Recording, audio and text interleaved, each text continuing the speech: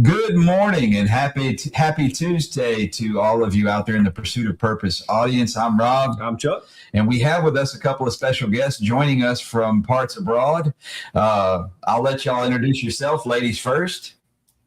My name is Lauren B. Pena. I'm a candidate for United States Congress in Austin, Texas.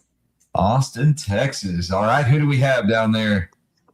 I am Edgar Vasquez, known as Deputy Dreamer. I am a Deputy Sheriff for Stone County Sheriff's Office in Wiggin, Mississippi. Stone County and Wiggin, Mississippi. Yes. That huge greater metropolitan area. That's right. You're going to hear his inner Mississippi come out as we talk. Y'all can't wait. Right. You'll love it. You'll love it.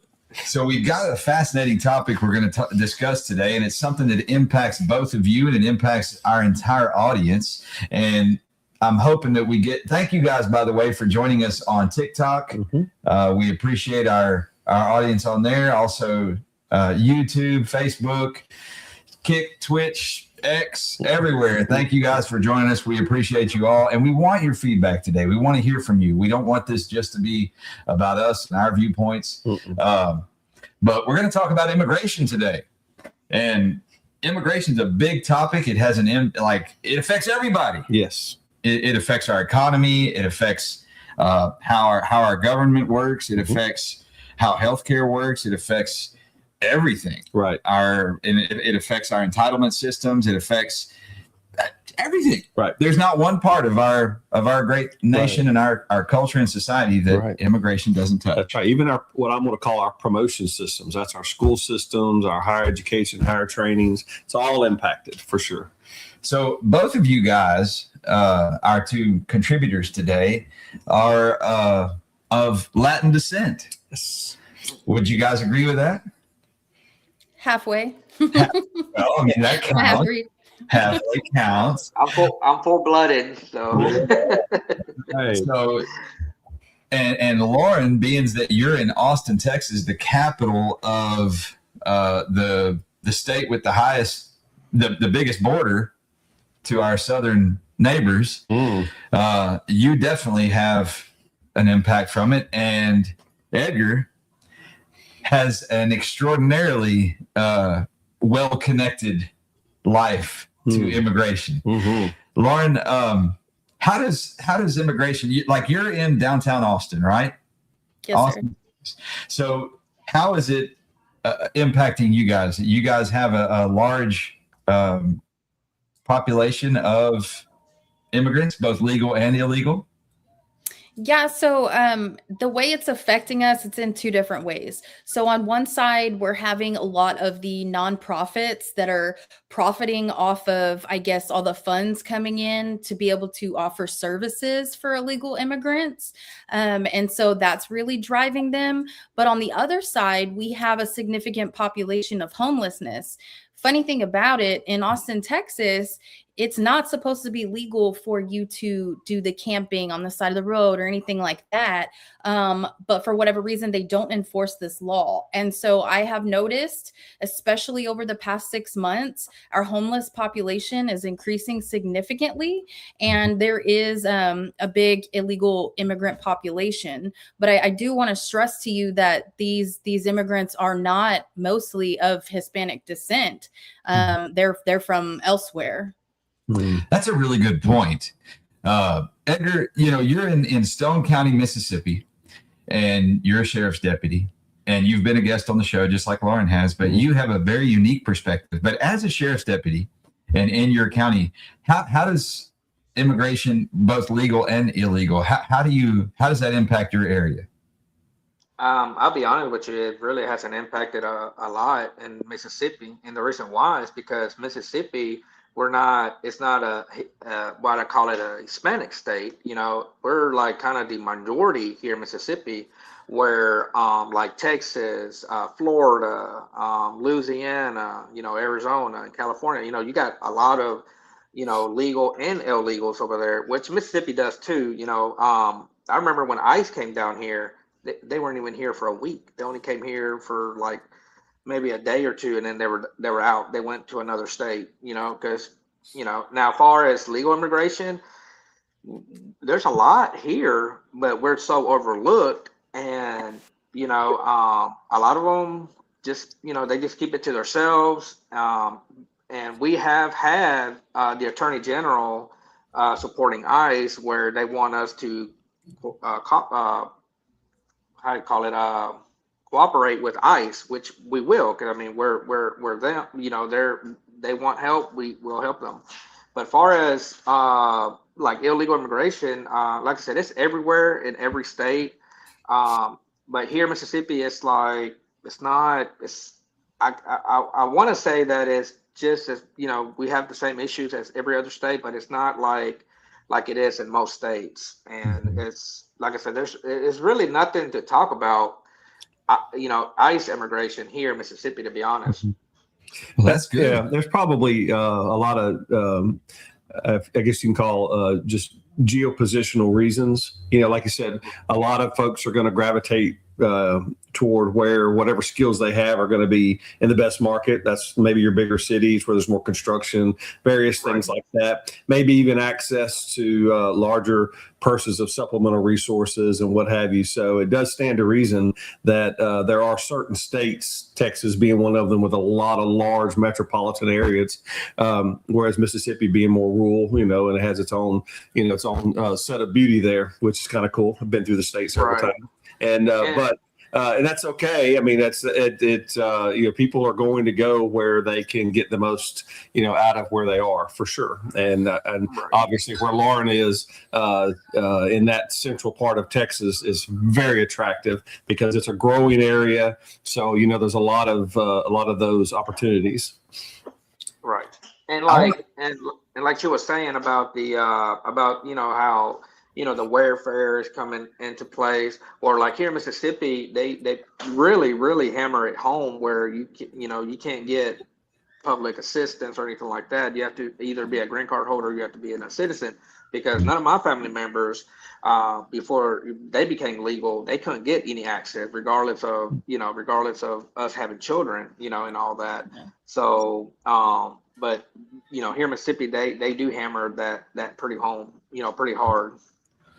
So Lauren, in your area and in your dealings, especially now, that you've laid yourself at the altar of public office, which thank you for that, by the way. That's no small thing. We need good quality candidates in all public offices, but especially Congress. So thank you for offering yourself in that regard. But in your area and in your dealings, have you met many people like Edgar who are DACA recipients? And if so, what are you hearing from them as far as them attaining their full legal status or naturalization status? I'm going to be honest with you. I live on the east side, so it's a major Hispanic population. He's the first person I know that's a DACA. That's amazing, because when Obama was president, he made this huge thing about it, right? Like that was a huge political push that we're going to save it. We're going to save the world. Basically, we're going to save all the immigrants and we're going to give them DACA, and it's going to be the best thing ever. But the fascinating thing is that, from what I understand Edgar to say, is that it has not really been that great of a help. Is that true? And it even seems like it may have distracted or suppressed you from actually becoming naturalized. One of the things I remember in our conversation with Edgar was, being in a child of DACA, a dreamer, as you identify yourself, deputy dreamer, that did give access to a lot of opportunity as far as there would be no deportation. There's education, training. You even took advantage of a lot of that, went on to, to go to the academies and various things like that. But what I also heard was, and maybe Lauren could speak a little bit to this, there seemed that whole program seemed to come to an abrupt end, a shortage, if you will, to get to full citizenship. And that has impacted you as well as a lot of folks I think you were referencing in our private interview. Folks can go back and look at that later. It's an excellent interview. But there's been no solution. How do I go from where I am to where I ideally want to be on my own? without having to do some type of familial thing like marriage or something like that. And I appreciate you giving us that insight. I didn't know that. I remember when the program started, I didn't know it didn't have a qualified ending. And I do want to say the population that might actually have a lot of DACA here, and I wouldn't know, I've seen it on TV, is at the University of Texas. So there are, I guess, people that are older, like in the universities, that have that issue. But as far as like walking around, in the neighborhood, that's not so much of a thing. But I know in the universities it is. Mm-hmm. So, we had DACA and everything. Currently, in you guys' experience with current laws and things that are in place, what legal roadmap is there for people who find themselves here illegally? What can they do to get started doing it the right way? Is there a path forward for them? I want to point out that as far as like the people that are responsible of granting citizenship and things like that, they have so much of a leadway to make that decision. So there is no set criteria. If you go into immigration for an appointment to seek citizenship, there's no set, I guess, you must do this, this, this, and this. Each person has their own discretionary, position to decide what they want. So if they could be having a bad day, so you could walk in that day and meet with that individual. And if they're having a bad day, well, you're out of here. And I have heard of a lot of people that's happened to. And so I think the only way that we can ensure that stops is to have an exact set of criteria that is going to be standard across the board. So we do need standardized rules for that. I believe that.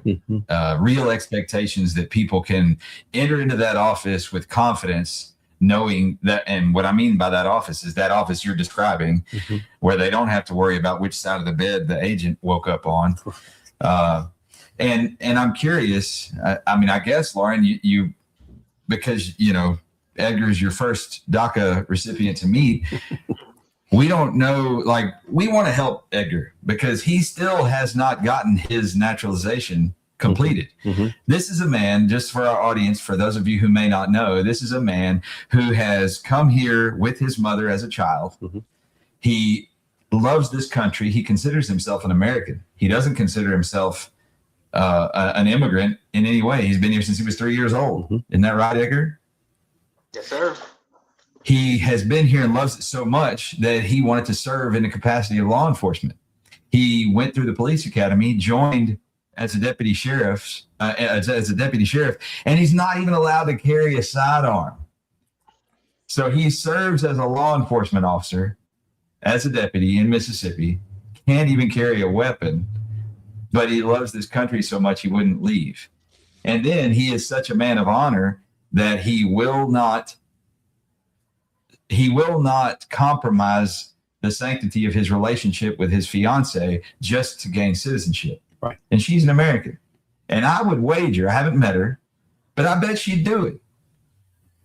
But he's hammerheaded, and I respect that. And he wants to attain citizenship and marry her as an American. And I believe, Lauren, and I'd love your input on this, I believe we, as a country, we owe him a path forward. Yes. We owe him a legitimate, reasonable way. He's been here over 30 years, right?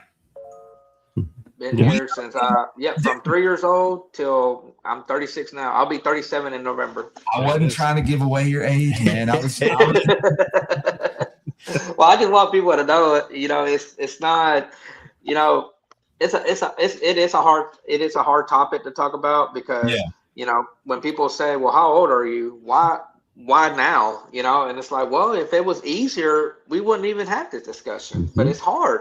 I have to go through all these BS loopholes in order to get something, and it's not even guaranteed. Like, for example, I don't know if Lauren and I even talked about this, but in order for me to even have some type of a faster route, I still have to leave the country, come back in to get that illegal entry out, which is called the advance parole.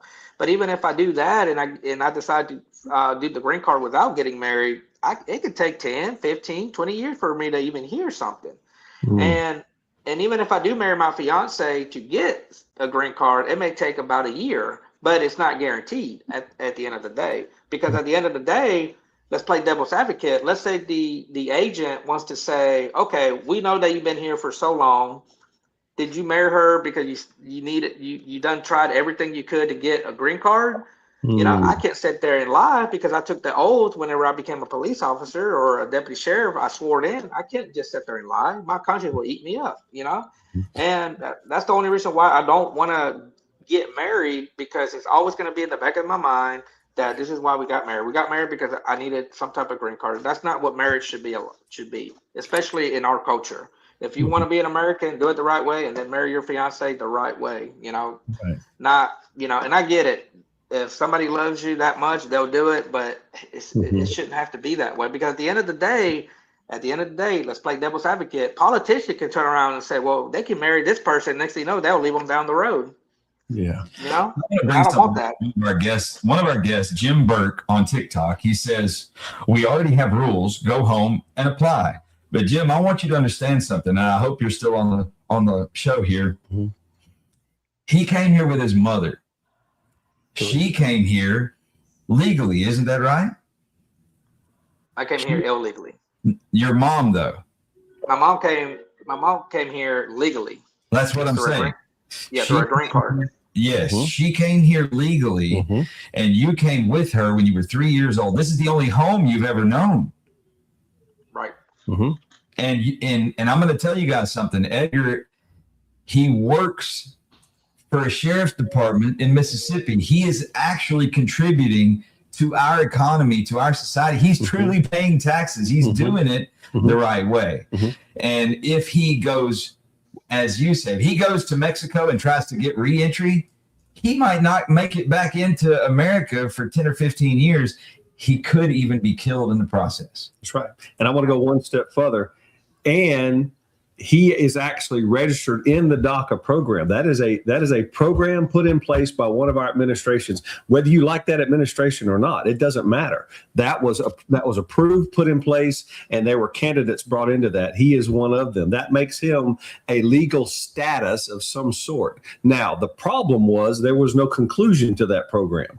Whoever put that program in place dropped the ball, and guys like Edgar and probably a million others, if not more, are now paying the price for that. So we're looking for solutions. So going back home and coming back is not a solution. Come up with something better.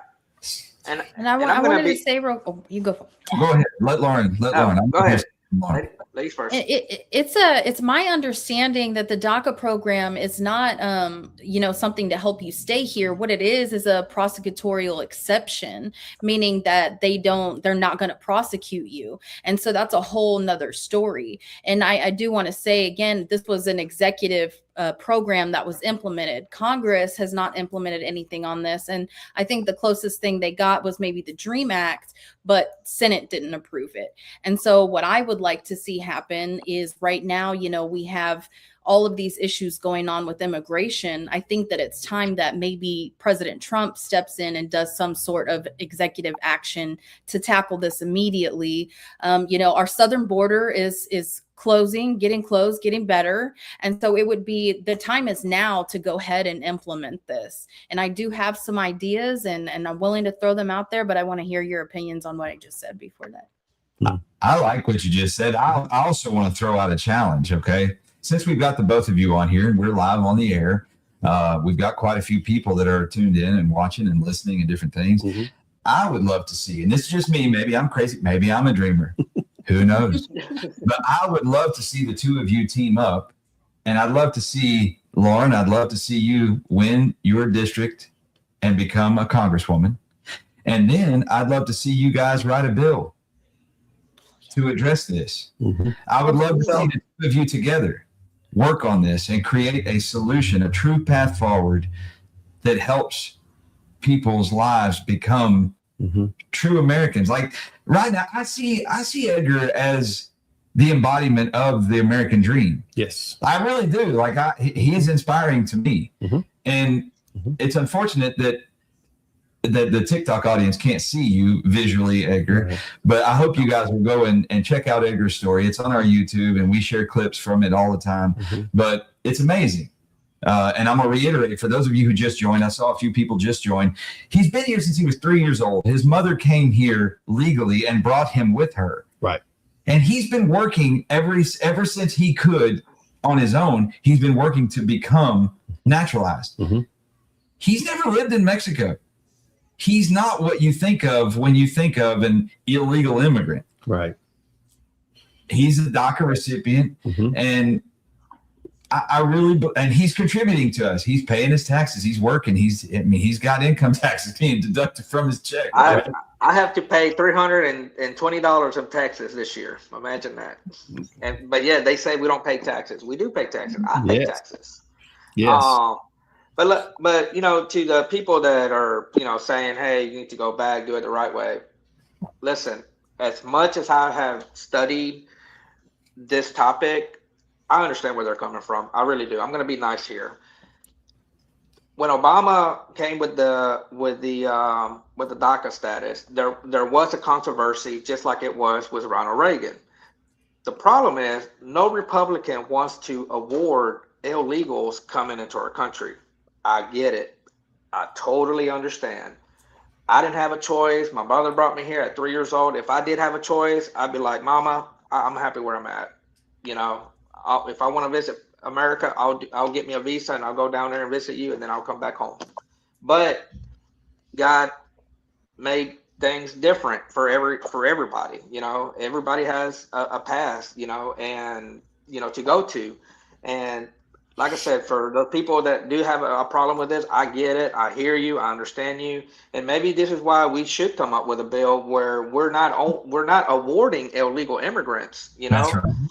And that's the big controversy that is going on with, for example, the Dignity Act that Maria Salazar is trying to put in place, and she's from Florida, and she tried to introduce this bill, and there's a controversy about it. Just like Ronald Reagan, just like when Obama came with the DACA program, it's that Republicans are more focused on enforcing our borders, enforcing our immigration laws, and not awarding illegal immigrants. And I totally understand that.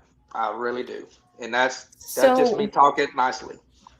So what I would say to that is, back even in Obama times, but especially Reagan, the technological advances that we have now are so much further along. I mean, I'm pretty sure that if you're entering this country, somebody, some agency somewhere knows it. So right now is the time to tackle that issue. And I encourage, any lawmakers that might be listening right now that are conservative, right now is the time to tackle that issue and to fix it, because it's going to get to a point very soon, if it's not already there, that you're not going to be coming into this country without us knowing. Right. And I agree with you, Lauren. A lot of the activity of ICE here in the last couple of years is not random. They have a lot of information that they're just now being permitted by this current administration to engage. So when they went, for example, to Minnesota, they just ceased operations in Minnesota and basically pulled out. They obviously left an office there, but the agents are now moving on to other territories and other cases. Well, it takes information to build a case, which reiterates your point. They know. And so if you know the problem, I think you know a solution, and that would be the job of maybe your next employer. and that is true, because here's another story I'm about to tell y'all. A buddy of mine, when I was working for Columbia Police Department, a buddy of mine was attached to the U.S. Marshals. And one morning, they called me at like 3 o'clock in the morning and say, hey, can you come to Hattiesburg? And I said, okay. I said, we need you to translate. Make sure you bring your full uniform on. I said, okay. And when I got there, I met them, and it was the U.S. Marshals and my buddy, because he was attached to him. He's like, look, we're looking for this guy. He's right here in this hotel. I need you to translate, and hoping that nobody would run, because we kind of look like immigration. So keep in mind, no gun, just full uniform. We go out there and we stop at the hotel, and it's crazy because, like you said, they know who they're looking for. They already know where is it at.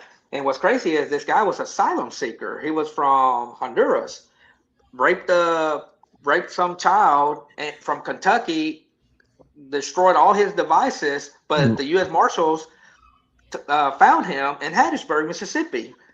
So we went over there, and I stopped the amigos. I said, hey, stop. In Spanish, I said, we're not immigration. We came over there. We showed them a paper. I said, we're looking for this guy. You know where he's at? Just about all of them pointed exactly where he was sitting at. So we went over there, and we knocked on the door, and I was the first one to go in to make sure that, hey, don't touch anything because we don't want to shoot you. And sure enough, and like I said, on the front line with no weapon, but it was amazing how they were able to track him. Like you were gonna pull these guns out and put one in him, right? Like, yeah. Wow. But I mean, it was amazing. It was amazing how they found him, and that's what. And ICE is the same way. ICE knows exactly who they're going after. It's very specific. That's right. And that's something that people don't understand. They think that ICE is out, arresting and killing like innocent American people. And like, look at you. You would be considered by the law to not necessarily be a legal immigrant. Even though you're doing everything right, you're not classified as a quote unquote legal immigrant, right? Right. However, they ain't coming after you. Yep. You can sit down in a restaurant next to a table full of ICE agents, and they are not interested in you at all. That's right.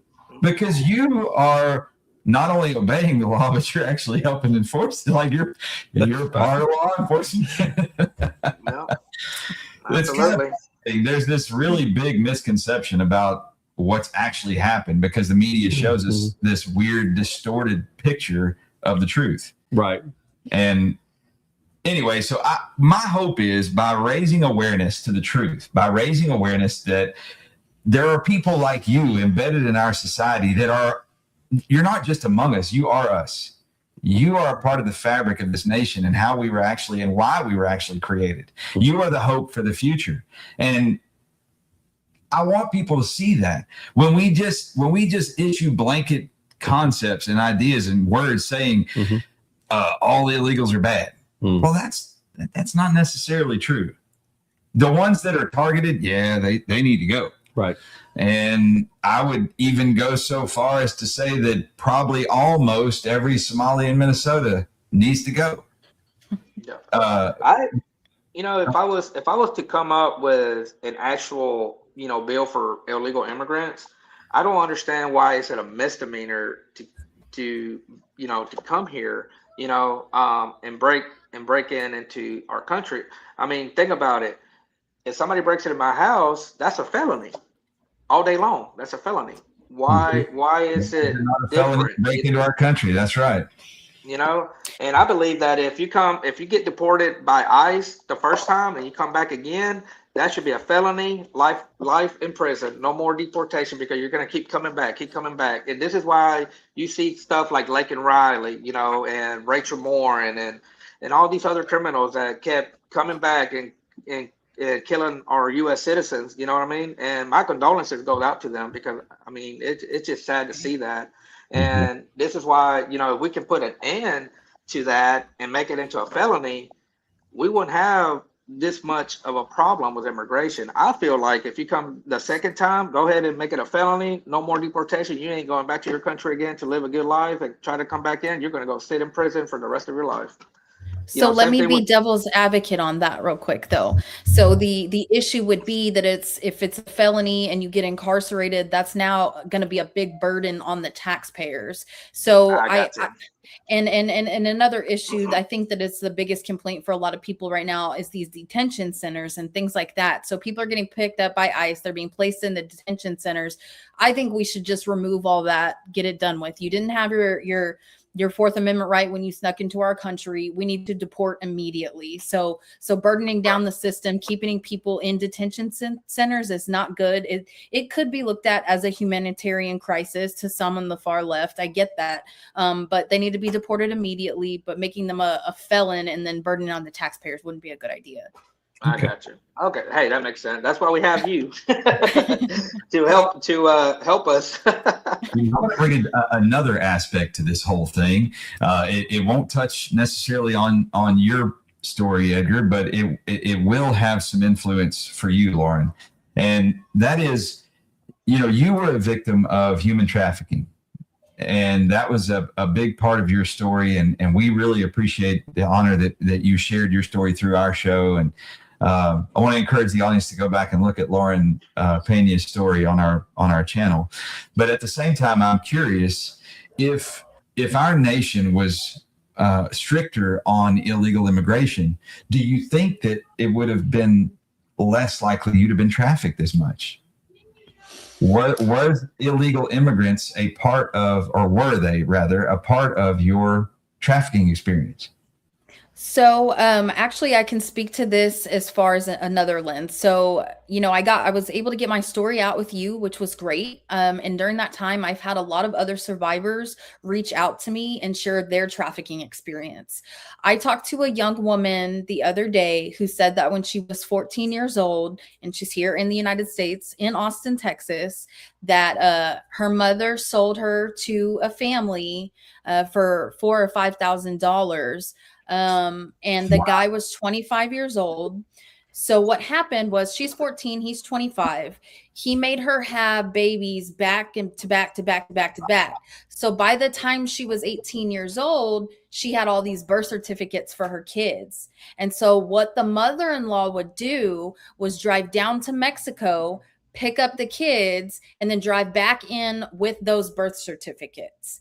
And so that woman was being used to traffic the kids by having multiple children here in the United States. And the cartels were using those birth certificates to bring the minors over from Mexico that weren't those actual children. They created their very own pipeline, like Right. internal. I have to tell you something else more disturbing, though. This woman got away and she reported it to the police, and the police did nothing. Oh my gosh. Wow. So I'm going to ask a crazy question. Are the that's who they would naturally think to go to. That's who you think is going to be, your authority figure to help with. But is there a better resource for someone like that than the police? I'm just curious, because in our area, I would hope that law enforcement would take a better approach than to do nothing. They can at least be the ones that open the gate, then maybe refer them to someone else. But is there someone else?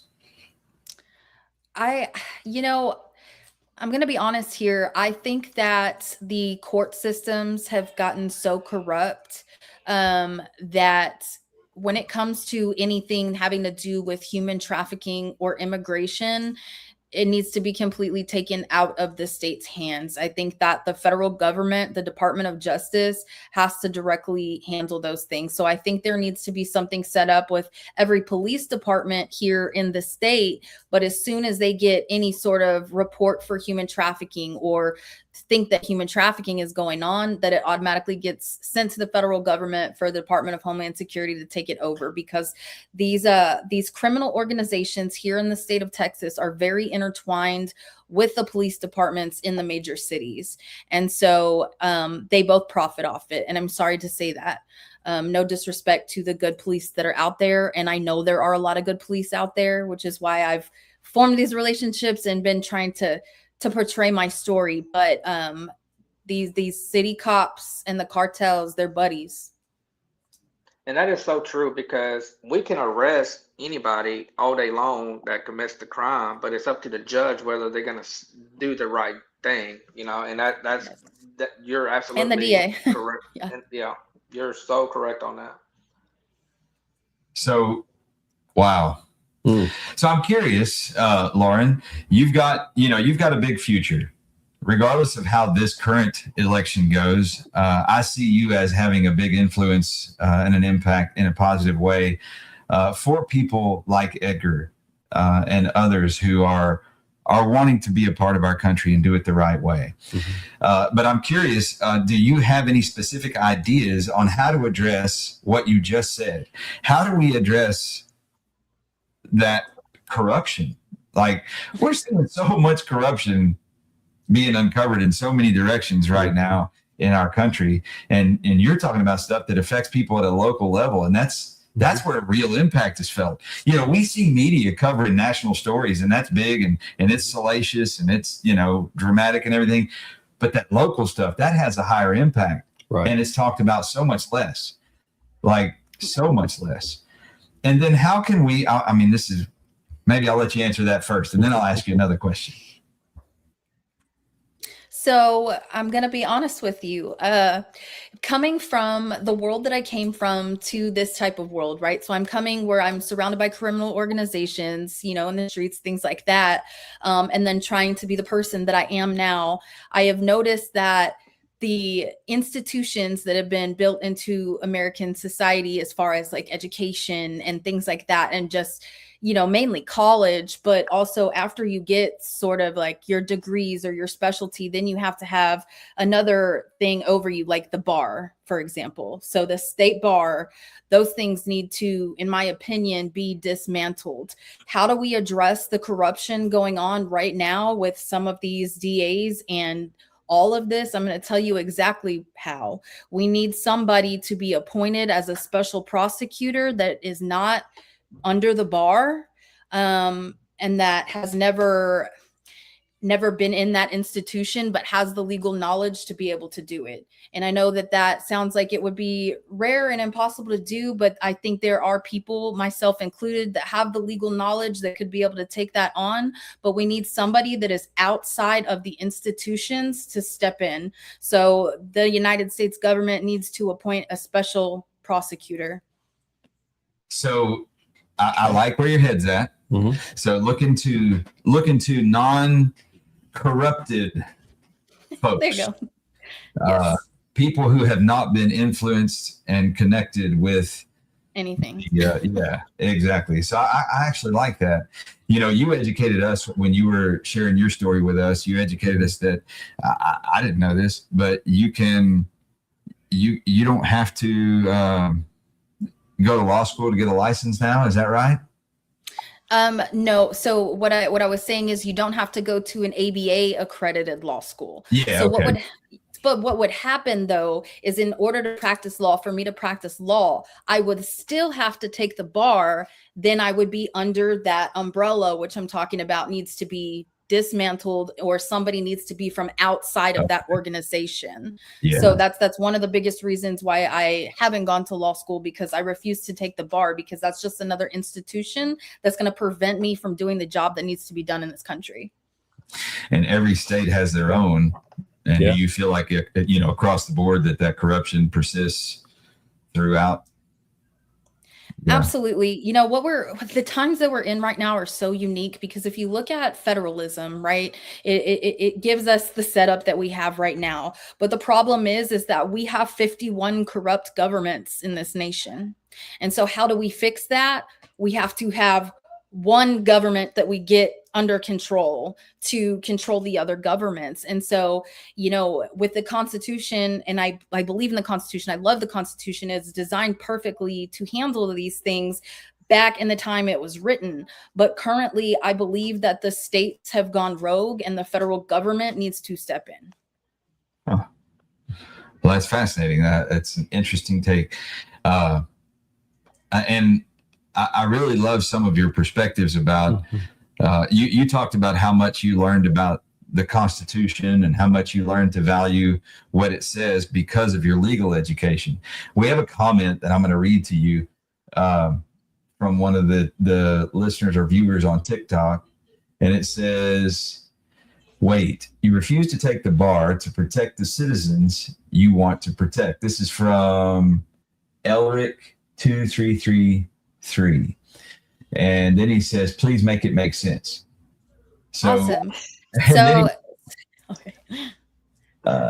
But if you take the bar, you can help make those changes. That's what he says that also. So go ahead. You can respond to him. So that's kind of a catch-22, because what happens is when you are under the bar, basically they're in charge of you, right? And so if you're doing something that they don't like, they're going to take your license away. And so when you're combating government agencies inside of the state, you're going to get a target on your head and they're going to prevent you from doing it. It's kind of like one of those things where, you know, it's easier to apologize than to ask at sometimes. And this is just my opinion coming from where I came from to now. It is the institution itself. It's the court systems. It's all infected with this corruption. And so if you place yourself under that corruption, they're going to have that control over you. So a different participant, audience member said that your facts are not correct.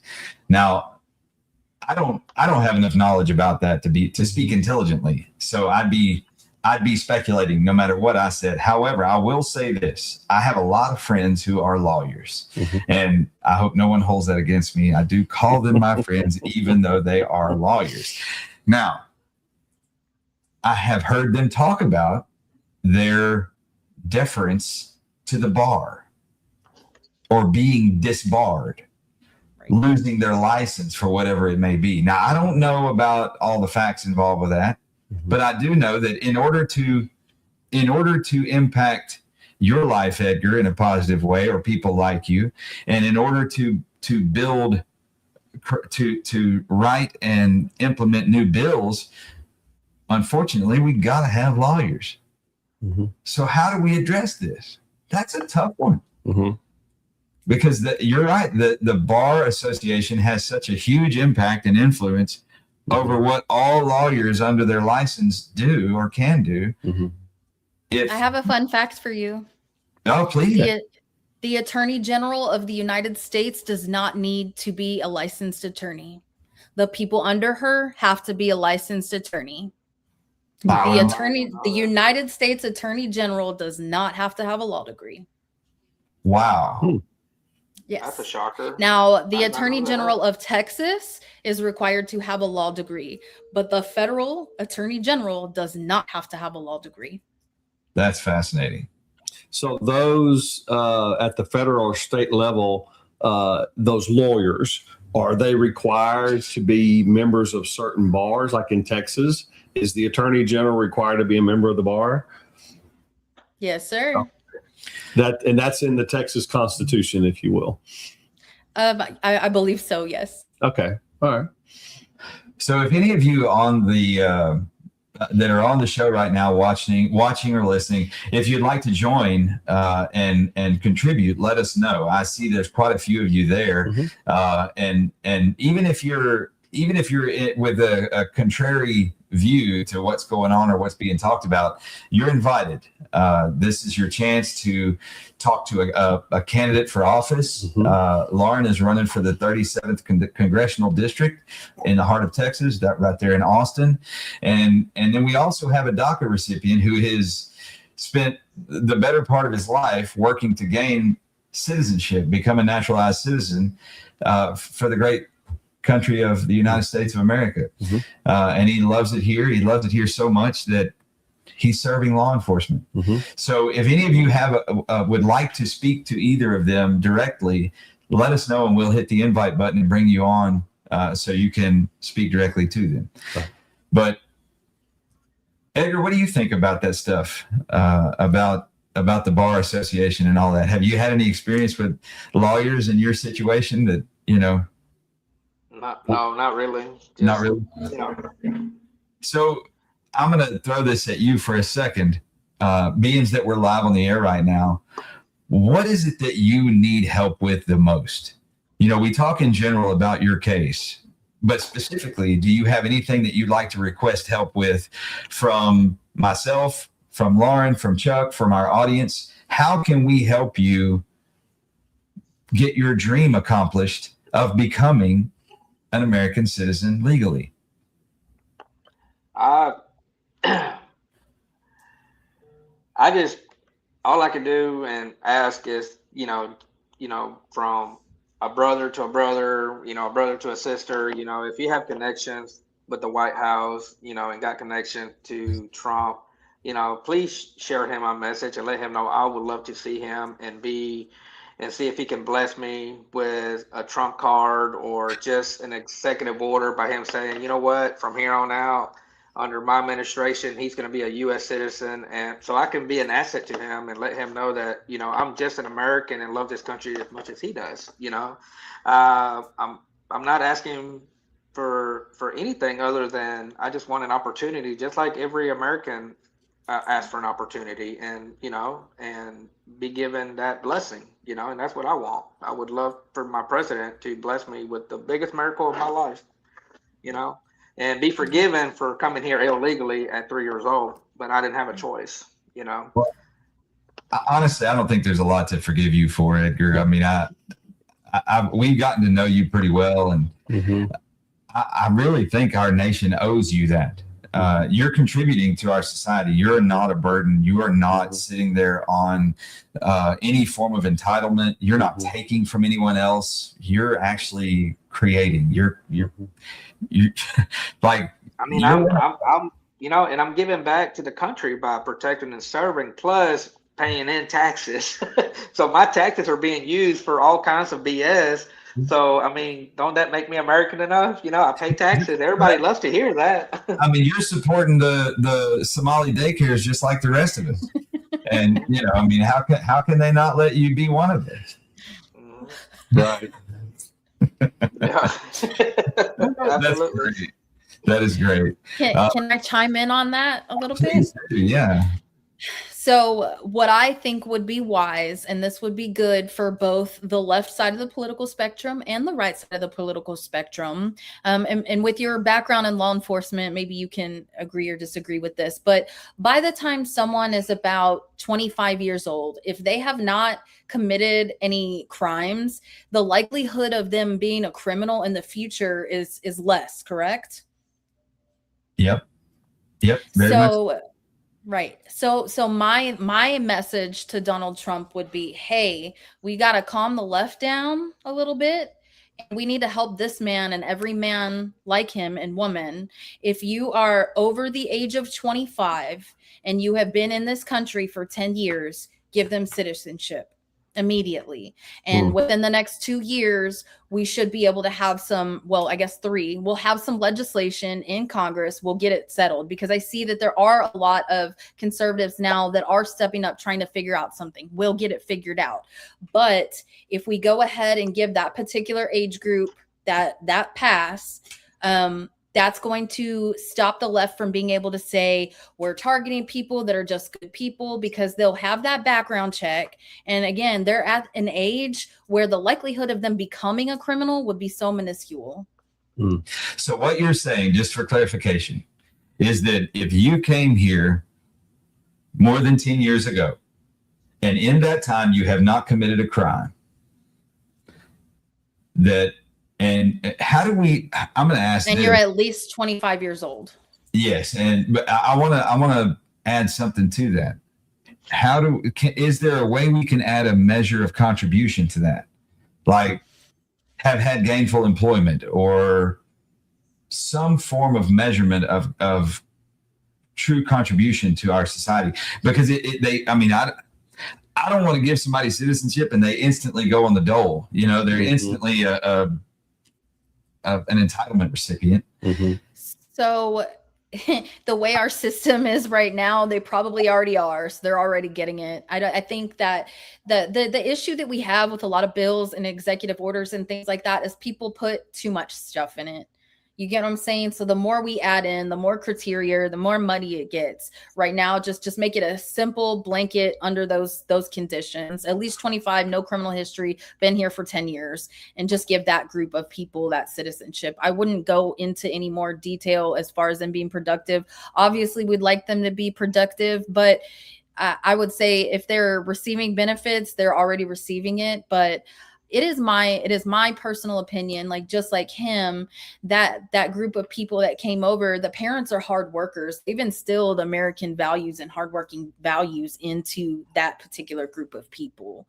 So I think that we need to just bite it in the butt and let that group of people have their opportunity. Okay. Then get something figured out in the Congress for the rest of them.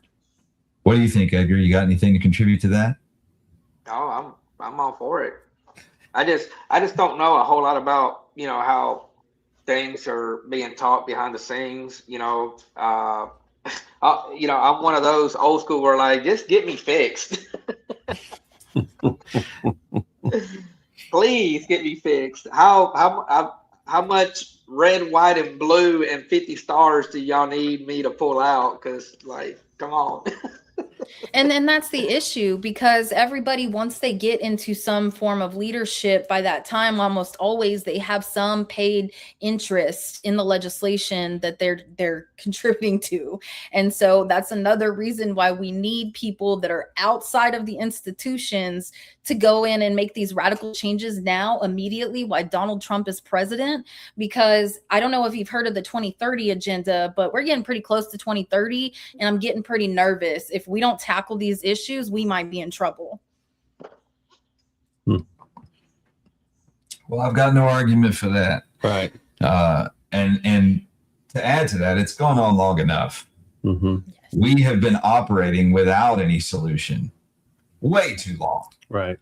And we've seen both ways. We've seen, no matter what your political bend is, both sides of the aisle, Republican and Democrat alike, have taken active stances on deportation. Mm-hmm. Both of them have. Mm-hmm. And on the other side, both of them have let too many in. Mm-hmm. So nobody's exempt. And the ones who are paying the price the most are the ones who want to do it right. Mm-hmm. And that's the argument that I make. We've got people like Deputy Dreamer over there, mm-hmm. who is fighting with all he has and screaming from the rooftops, hey, I love this country. I want to do it right. Just give me the way. And we don't give him the way. Right. We keep making it harder for him. And go ahead. And what's even sad is, like DACA recipients, we were considered as kids. Well, we're not kids no more, and that's another thing that is hurting us, is that, well, these are not kids no more. Absolutely, we're not. This is why Congress kept dragging and dragging. We could have been over this bridge if the Democrats would have took the deal that Trump offered. Because keep in mind, he offered pathway to citizenship for the Dreamers and 11 immigrants that were at that time, and here we are. Like I said, I'm 36 now. I'm not 23 anymore when I had DACA. And we're getting older, and we're not kids anymore. We're actually it should be called adult arrivals, not childhood arrivals. We can take children out of the title. I think we're past that point. Yeah, we're way past that. Yeah, and Right. it's just, and that's the frustration. It's like, I get it. People are like, well, they're not kids anymore. Well, this is what happened when Congress dragged, all of this. Right. And now you got the Supreme Court stepping in saying, well, y'all let it on this long. Y'all can't just stop it now, Mm-hmm. and Right.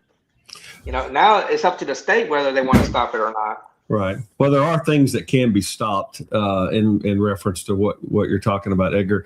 A lot of times when folks come in for counseling and coaching with us, and they're in a bit of a bind, they're in a bit of a pit, they're in a bit of a problem. One of the first things we do, we don't dwell on it long, but long enough to get some reasoning going, like, how did we get here? And that we need to stop whatever caused this, which is the reason to close both the ports of entry, southern border, northern border, whatever it is.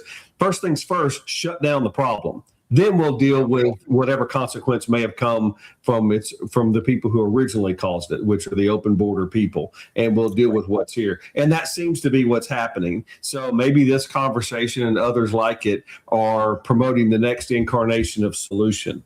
First stage, shut down the port with the ports of entry. Next phase, work with people like Edgar, to make things right. Hey, and then all of those people, if we did that, I'm sure they'd go vote in the midterms for conservatives, because they just got their citizenship and they can vote for the first time. So Even let's go.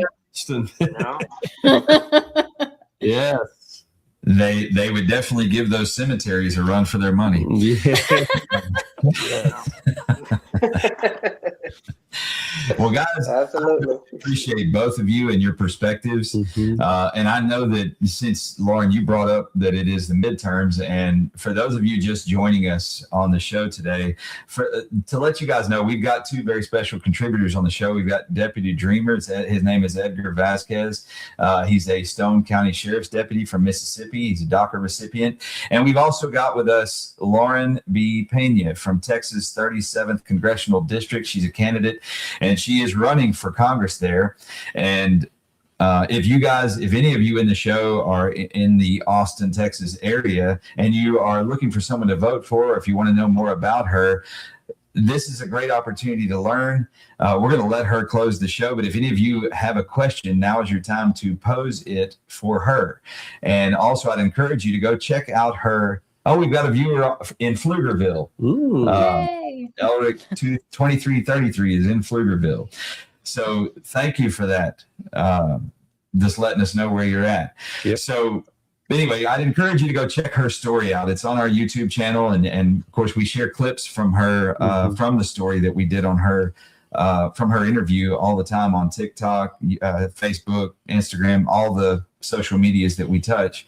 But y'all pay attention. It's important. It's important to know the candidates that are available to you. It's important to understand what they stand for, where their hearts are, where they're coming from, where they're planning to go. It's important to know. Don't just vote for the next smiling face. Don't just vote for the promises. Vote for what people are actually doing. Look at the results they're creating in their lives. Look at where they came from. Look at their experiences. And that way you'll understand their perspective. It'll tell you more about where they're headed and not what they're planning to get out of it. Right. That's so important. And so oftentimes we vote for the pretty face, or we vote for, not to say you have a pretty face, Lauren, Yes, that's not what I'm saying. But we vote for the one who makes us, feel good or makes the big promise. Right. That's not right. No. That's how we get the fraud that we're seeing all over That's our right. nation. And we don't need that anymore. We need people who are dedicated to building better. That's right. To truly go ahead, Edgar. We need somebody that's going to say, we, the people, we are the people. That's right. Right. That's right. So I've got a question from Rose M. Pozov 1. Are they Dem or Republican? Well, both of the two guests are definitely conservatives. Our DACA recipient and our congressional candidate, they are both conservatives, not just Republicans, but conservatives.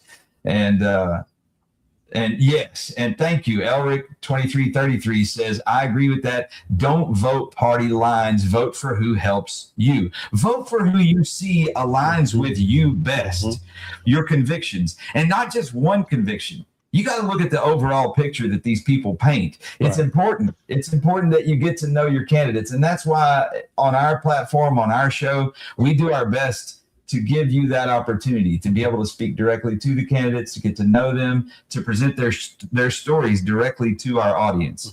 So thank you both for participating with us today. I think that it'd be great, like I said, if you guys could end up working together on crafting a bill. I think that would be beautiful. I can't wait until I get the phone call, the text, or the message somehow from you, Edgar, saying, hey, look, I got my green card, or I got my naturalization. I want that call. I want to see that happen. When it happens, I'm going to tell you this is going to sound crazy. I'm going to make a promise to Edgar right here on air. I'm going to drive over to Mississippi, and I'm going to take a selfie with you in person to congratulate you. I would love it. I would love it. I want your autograph too. My autograph ain't worth a thing, brother. No. Wipe your face with it, and be about the most value to bring to you. But But anyway, thank you guys for contributing. What I'd like to do, we normally sign off by telling everybody thank you for allowing us to become a part of the pursuit of your purpose. But today, since it's the start of the early voting for the primary election, Lauren, I'd like to let you close our show. Is that okay with you, Edgar? All right. Thank you both for contributing today. But Lauren, give them your stump speech. Tell them why to vote for you. My name is Lauren B. Pena. I'm a candidate from Austin, Texas, and I ask that you vote for me. You'll be able to send the first survivor of human trafficking into Congress who has experience dealing with criminal organizations and real life experience. I've also been able to experience the fraud, waste, and abuse in these government programs when I was going through getting out of trafficking. So I have a firsthand knowledge of how these criminals are taking advantage of your taxpayer funds. And so I would like to give that back to you guys. I want you to address something else, Lauren. That was great. Yeah, it was. You got my vote. Well, you got me out like at the last minute. I'm like, oh, I could have done better. Let me do it again. That was great. But what I also want you to address are the lies being spread about you. There are very ugly things being said about you by some California Democrats that are masquerading as Republicans here in the state of Texas. And I don't appreciate that. Don't California my Texas. That's not okay with me. So I would like to give you the opportunity in person to address those lies.